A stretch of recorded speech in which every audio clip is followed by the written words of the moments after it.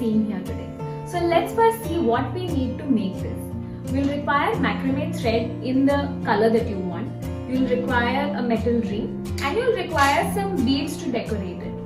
We first need to cut the thread into the desired lengths.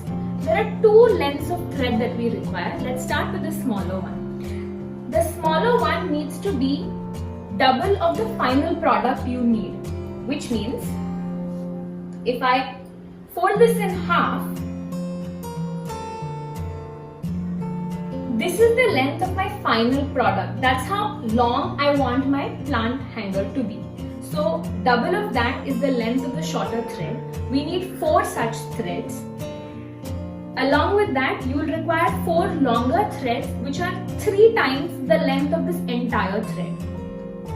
And you will require 2 small pieces of thread in no particular size. I'll show you why you need them. So the first step is to loop all the 8 threads through the metal ring. So what I've done is I've just folded them in half and looped it through the metal ring.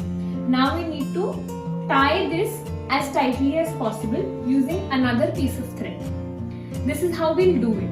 So make a loop like this and then wrap around these threads. Let me show you. So we'll hold the thread like this in a loop, keep this outside of the ring and start tightly wrapping around all 8 pieces of thread as tightly as you can.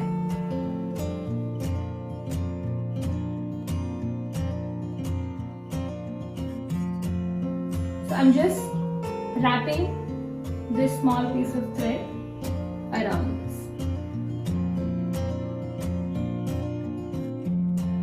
You can make this wrap as short or as long as you want.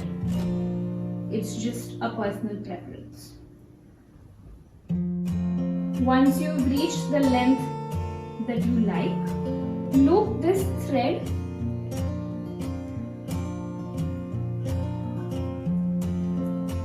through the loop that we had first created. Loop it through it and then pull this thread as hard as you can.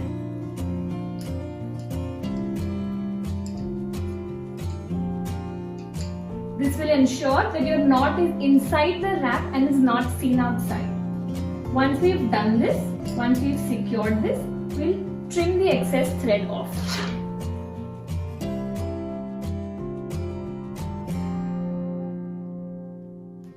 Now the next step is for us to divide these 16 threads into pieces of 4.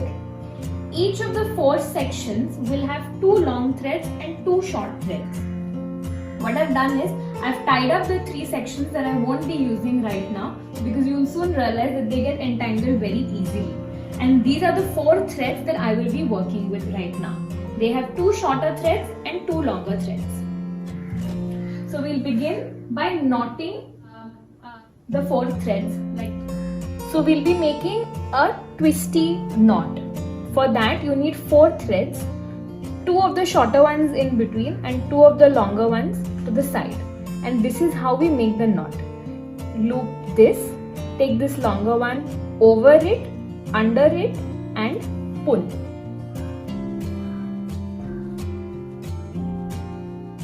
Pull as tightly as you can. Again, in the same direction. Loop this, take this over it, under it and pull. It's much easier than it sounds.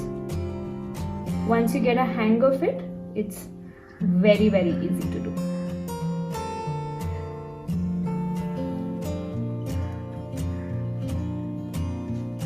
Just keep pulling and you'll see that this starts twisting, making a braid on, making a twisty knot on itself.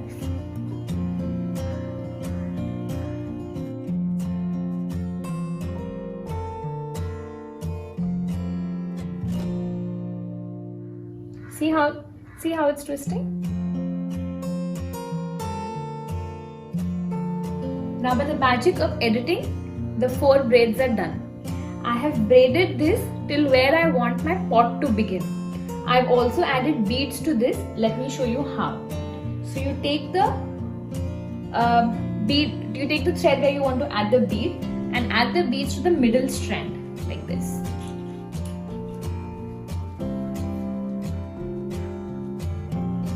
Just slide them through both the threads.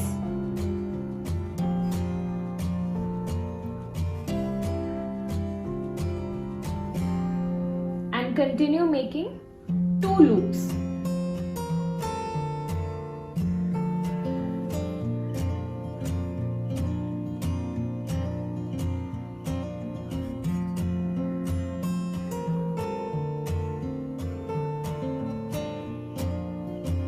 Then add the next 2 beads, next bead.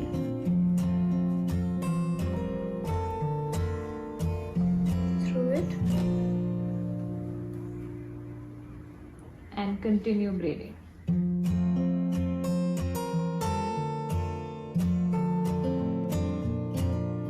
The next part is to make the basket where the pot will finally sit.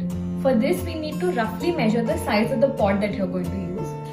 This is the pot that I'm going to use. So I need to make knots somewhere down the middle and at the bottom so that it creates a basket where the pot can finally sit. The middle knot is roughly about a finger down from the last knot that I have created. So let's make this knot. This knot needs to be made using threads from both of the adjacent strands. 2 of the rightmost from here and 2 of the leftmost from here will be used to create a knot. So around about here is where I need to make this knot. This knot is a little different from the one that I've made here in the sense that we need to alternate the size unlike the way we have done it here. So I start in the same way, pull up the knot till where I roughly need it, which is about here, and then do the same thing on the other side.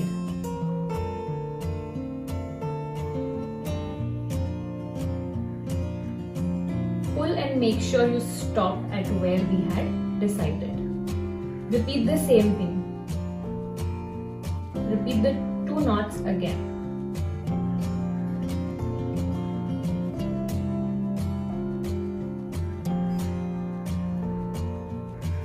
So this is a square knot, a little different from the twisty knot that we've made here. We need to do the same around the entire thing so that the 4 strands join together. Let me show you this again. I'll take the rightmost strands from this thread and the leftmost ones from here and make the knots again. So I'll try to keep them at the same length as this one.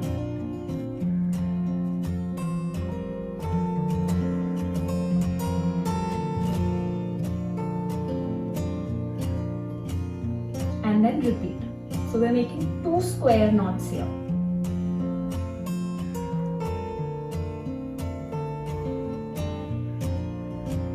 So now you can see these 3 main strings are sort of joined. I will do this around the whole thing and make a basket.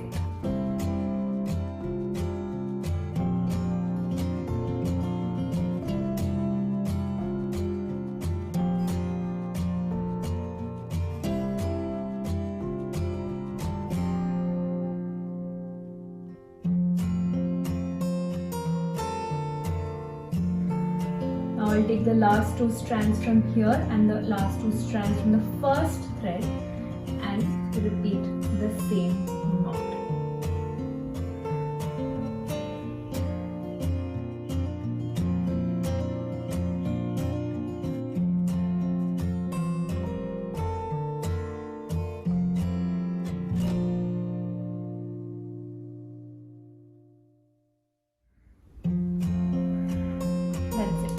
First of my basket is done. I need to repeat the same thing a little further down again, which is towards the end of the pot, which is again about a finger down from where we started.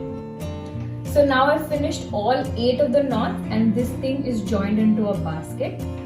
Before I close this completely, I'm going to check with my pot if the size is right and if it sits perfectly in it.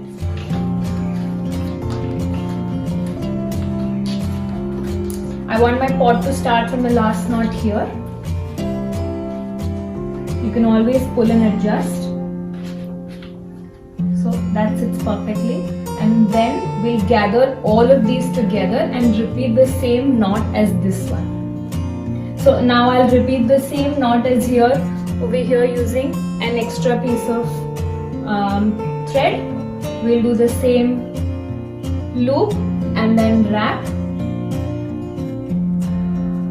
as tightly as we can. Make sure this is strong because it's going to hold your pot in place.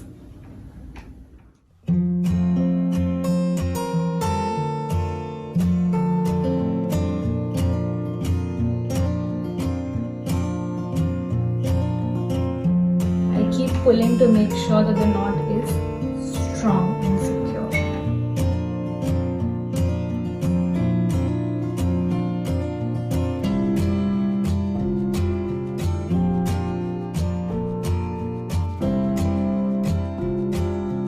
Again, the length of this can be as short or as long as you like it. It is a design preference.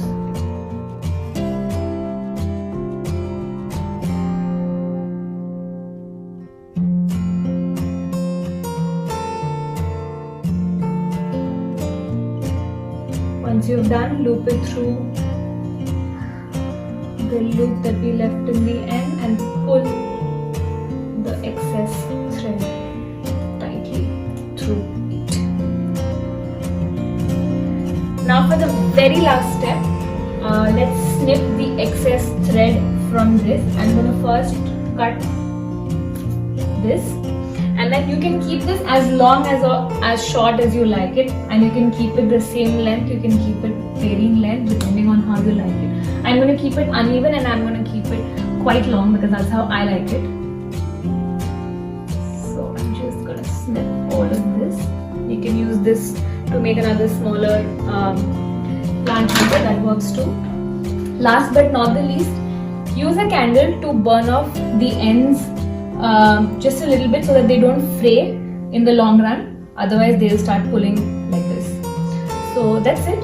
This is our final plant holder.